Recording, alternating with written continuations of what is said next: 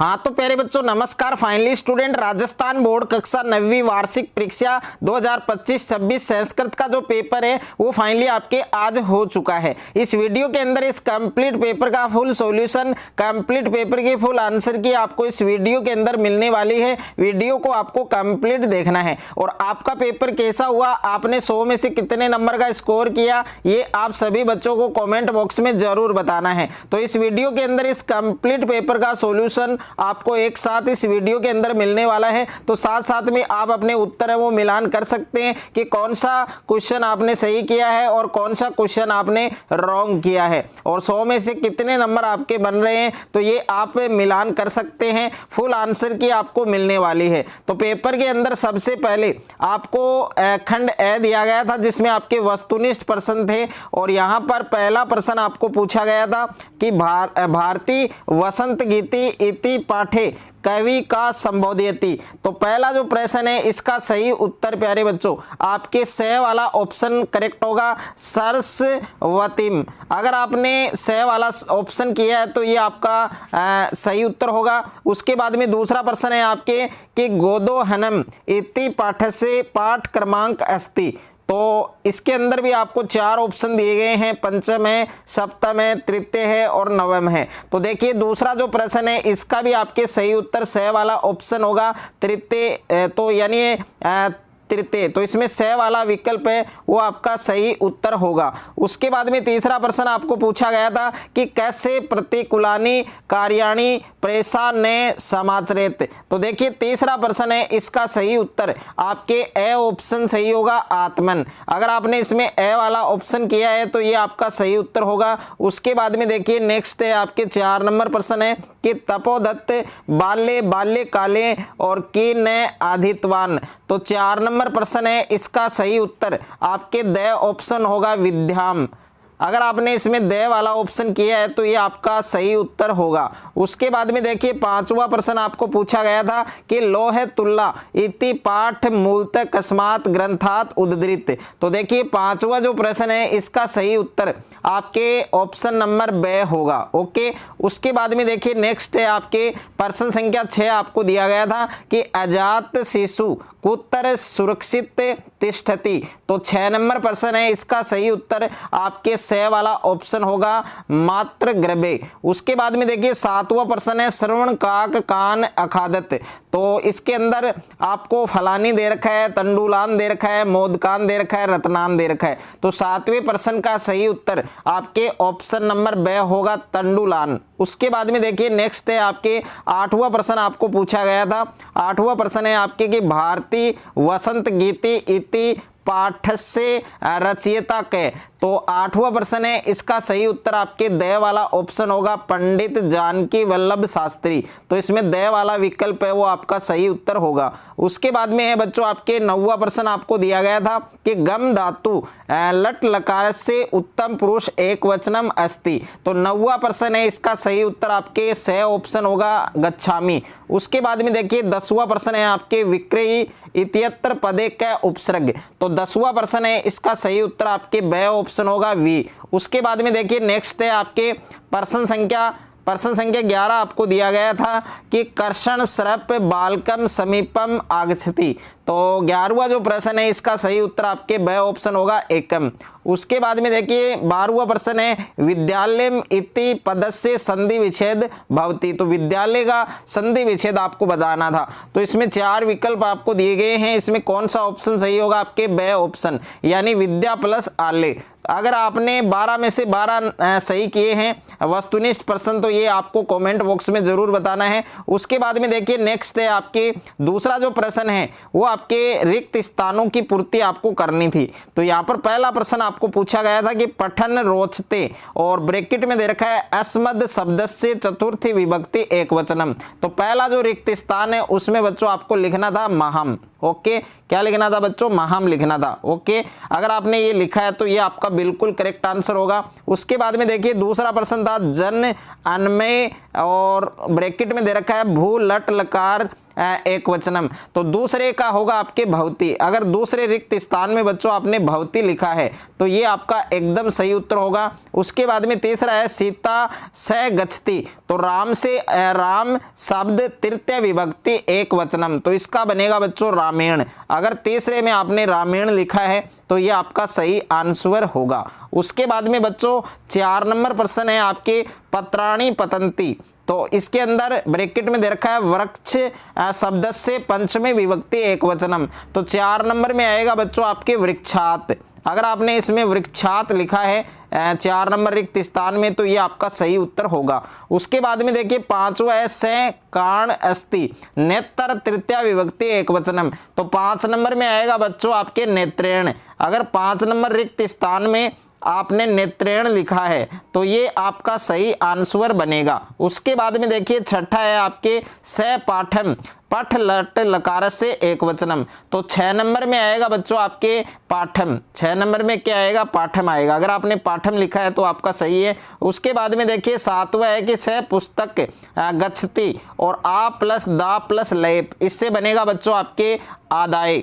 अगर आपने 7 नंबर में आदाय लिखा है तो ये आपका सही आंसर होगा। उसके बाद में देखिए 8वां है कि ग्रामम परित क्षेत्राणी और अस लट लकार बहुवचनम। तो इससे बनेगा बच्चों आपके संति। अगर आपने इसमें संति लिखा है तो ये आपका सही आंसर होगा। उसके बाद में देखिए बच्चों तीसरा प्रश्न था आपके आदो लिखितम अपठित गद्यांश पठित्वा एतदारित प्रश्नानाम उत्तराणी यथा निर्देशम लिखत। तो इसके अंदर देखिए कै जो प्रश्न है आपके कै ऑप्शन में दे रखा है ऐसे गद्यांश से समुचित शीर्षक लिखता है।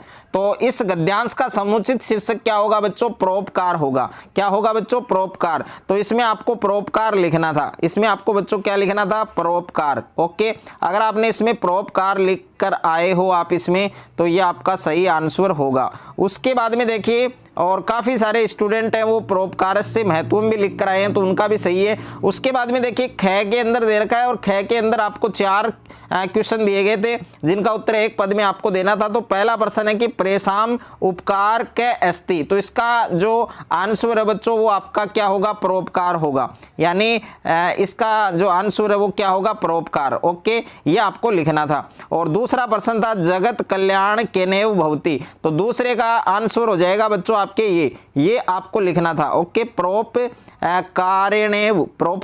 ओके, ये वाला जो मैंने यहाँ पर गोला लगाया है ये इसका आंसर होगा। उसके बाद में देखिए तीसरा प्रश्न है आपके परोपकारेण जन सर्वत्र की प्राप्तनोति। तो देखिए तीसरे प्रश्न का जो उत्तर है वो आपको लिखना था बच्चों यस।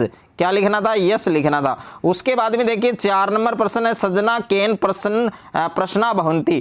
तो 4 नंबर प्रश्न के अंदर आपको लिखना था परोपकारेण, ये वाला जो मैंने गोला किया है। उसके बाद में देखिए बच्चों गै विकल्प में दे रखा है पूर्ण वाक्यन उत्तर। तो पूरे वाक्य के अंदर आपको उत्तर देना था। तो यहाँ पर पहला प्रश्न है किम परोपकारो गण्यते। तो इसका जो आंसर है वो आपको फर्स्ट लाइन में मिलेगा। यहाँ से फर्स्ट लाइन है जो आपके गद्यांश की, गद्यांश के अंदर यहाँ से आप देख सकते हैं समाजे समाजे मानव परस्य, इसका आंसर यहाँ से लेकर और गणियते तक। ओके, ये आपके गै के अंदर पहले प्रश्न का आंसर है। उसके बाद में दूसरा है आपके ये पुरुष। तो इसका जो आंसर है वो आपको यहाँ से लिखना है ये पुरुष परोपकार करोति तस्य मन पवित्र विनय युक्तम सद्य सरस स्वच्छ च जायते। तो यहाँ जायते तक लिखना था। और तीसरा प्रश्न है प्राचीन ग्रंथेषु कस्य महत्व वर्णित मस्ती। तो इस प्रश्न का जो उत्तर है प्यारे बच्चों वो आपको यहां से लिखना था।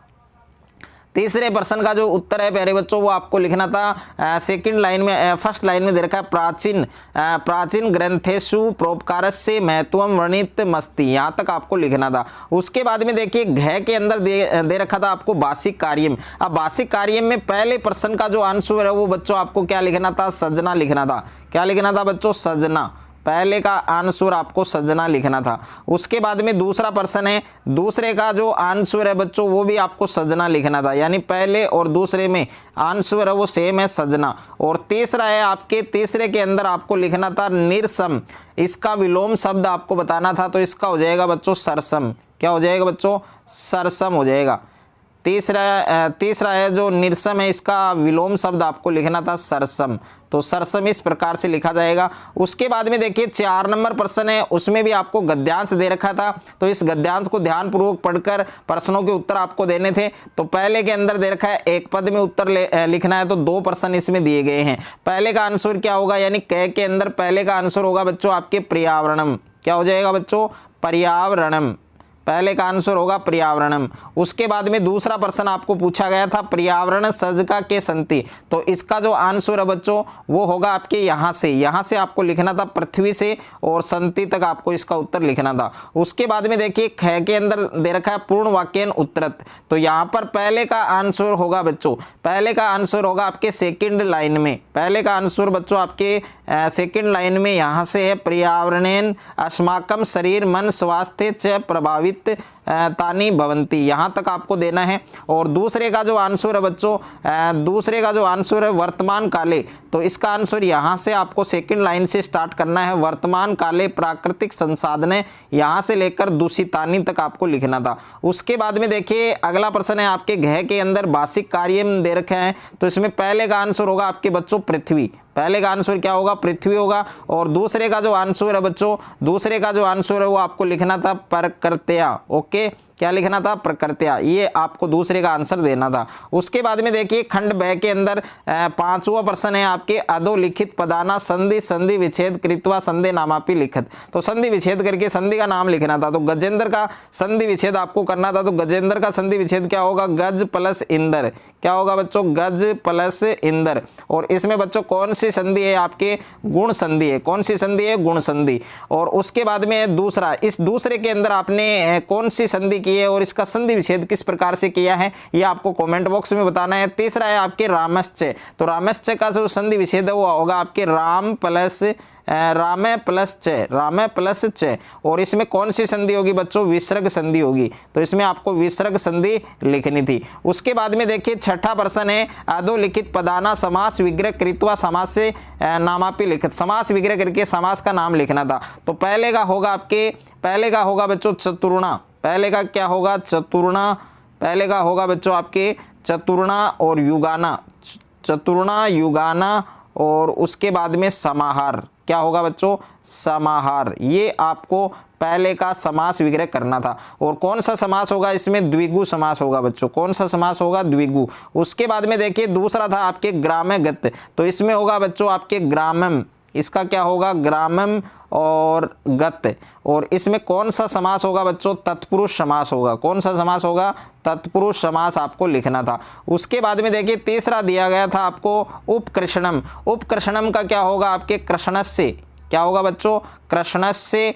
और उसके बाद में समीपम, कृष्णस्य समीपम, ये आपको समास विग्रह करना था। और इसमें कौन सा समास होगा आपके अवयवी भाव समास, कौन सा समास होगा बच्चों, अवयवी भाव समास। उसके बाद में देखिए 7वां प्रश्न है, 7वें के अंदर आपको प्रकृति बतानी थी। ओके, तो यहाँ पर देखिए 7वें के अंदर आपको गंतुम दे रखा है, तो गंतुम का आपको किस प्रकार से लिखना है, गम प्लस तुमुन, गम प्लस तुमुन, ये आपको लिखना था पहले का।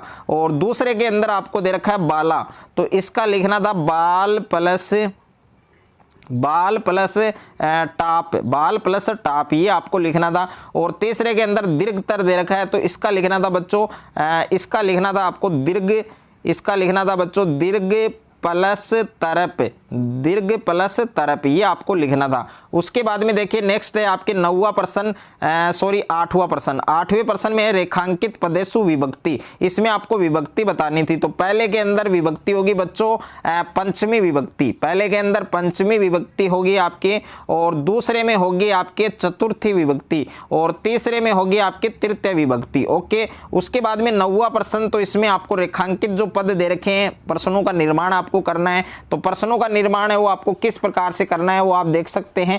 पहला दे रखा है आपके कि ग्रामे निर्धना स्त्री अवसत, तो यहाँ पर निर्धना स्त्री है, इसको रेखांकित किया गया है, तो इसकी जगह आपको क्या लिखना है, इसकी जगह लिखना है बच्चों का लिखना है, क्या लिखना है, का। बाकी जो वाक्य है वो जिटी जाएगा आपके ग्रामे का अवसत, इस प्रकार से। दूसरा है वाक तेजोमयी भवती, तो वाक की जगह भी आपके क्या आएगा, का आएगा। बाकी एजिटिज लिखना है आपको कि का तेजोमयी भवती। उसके बाद में तीसरे के अंदर वृक्षा, वृक्षा की जगह क्या आएगा बच्चों, वृक्षा की जगह आएगा के, क्या आएगा के, बाकी एज इट इज लिखा जाएगा। और 4 नंबर है राधा नर्तती, तो राधा है वो नृत्य करती है, तो राधा की जगह आपको क्या लिखना है बच्चों, का लिखना है, और बाकी वाक्य आपको वैसा का वैसा लिखना है। उसके बाद में बच्चों 10 नंबर प्रश्न है, इसमें आपको श्लोक का हिंदी भाषा में भावार्थ लिखना था। और 11वां जो प्रश्न है प्यारे बच्चों, 11वां प्रश्न आपको दे रखा है, 11वां प्रश्न आप पूरा देख सकते हैं। इसमें आपको रिक्त स्थान है इनको भरने थे, तो रिक्त स्थानों को आपको किस प्रकार से भरना है आप देख सकते हैं। तो यहाँ पर पहला जो रिक्त स्थान है, पहला जो रिक्त स्थान है इसमें बच्चों आपको लिखना है यत्नेन। ओके, पहले में क्या आएगा आपके यत्नेन आएगा, पहले रिक्त स्थान में यत्नेन आएगा। उसके बाद में दूसरा जो रिक्त स्थान है इसमें आपको लिखना है याति, क्या लिखना है बच्चों, याति लिखना है। उसके बाद में तीसरा जो रिक्त स्थान है बच्चों इसमें लिखना है आपको वित्तत, क्या लिखना है बच्चों, वित्तत लिखना है, ये आपको लिखना है। अगर आपने ये लिखा है तो आपको पूरे नंबर मिलेंगे। उसके बाद में बाकी के जो प्रश्न है यानी 14 नंबर प्रश्न है मोदकानी, मोदकानी का मतलब क्या होगा बच्चों, लड्डू होगा। और कुंभकार का मतलब होगा कुम्हार, कुंभकार का मतलब क्या होगा, कुम्हार, यानी मिट्टी के बर्तन बनाने वाला। चटका, चटका का होगा बच्चों चिड़िया, चटका का क्या होगा, चिड़िया होगा, चटका का क्या होगा, चिड़िया। और उसके बाद में भुए, भुए का क्या होगा बच्चों, भुए का होगा दोबारा, भुए का क्या होगा, दोबारा या फिर से, या आप फिर से भी लिख सकते हैं, दोबारा लिख सकते हैं या फिर से, ये भी आप लिख सकते हैं। अगर आपने ये लिखा है तो आपको पूरे नंबर मिलेंगे। तो संस्कृत का पेपर है वो बहुत ही इजी था आपके, आपका पेपर कैसा हुआ, आपने 100 में से कितने नंबर का स्कोर किया, ये आप सभी बच्चों को कमेंट बॉक्स में ज़रूर बताना है। अगर आपको ये वीडियो अच्छा लगे तो वीडियो को ज़्यादा से ज़्यादा बच्चों के साथ शेयर करें, ज़्यादा से ज़्यादा वीडियो को लाइक करें, और चैनल पर आप नए हैं तो चैनल को सब्सक्राइब कर लीजिए और साथ में नोटिफिकेशन बेल को प्रेस कर लीजिए।